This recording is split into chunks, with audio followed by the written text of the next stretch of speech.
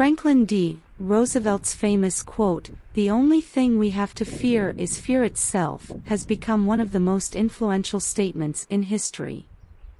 He said these words in his first inaugural address in 1933, during the Great Depression, one of the worst economic crises in history.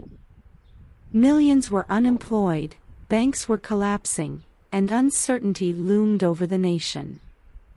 In this moment, Roosevelt urged people not to let fear paralyze them. Fear is a natural response to the unknown and dangerous. It keeps us alert and helps us avoid threats. However, when fear takes over, it can become paralyzing, preventing action and solutions.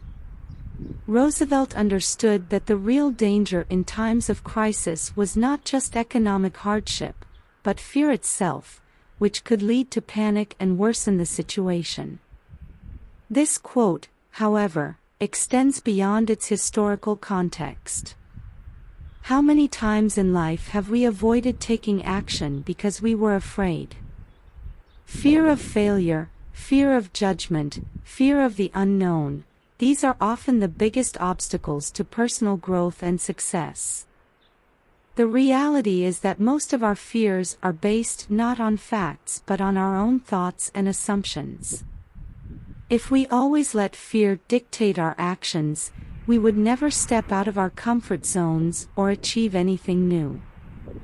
Overcoming fear doesn't mean eliminating it entirely, but rather acknowledging it and moving forward despite uncertainty.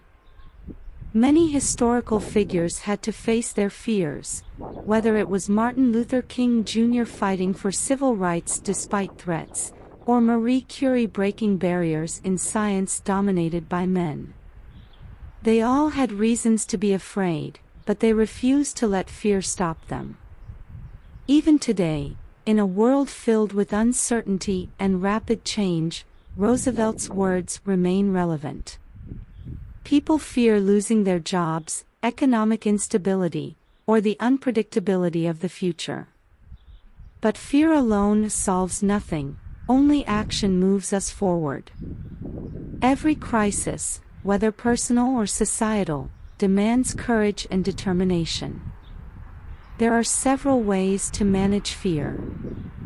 One is awareness. By analyzing our fears and asking ourselves whether they are real or just products of our imagination, we often find that most are unfounded. Taking action, even small steps, helps reduce fear's grip. Lastly, mindset matters. If we see fear as a challenge rather than an obstacle, we change how we respond to it.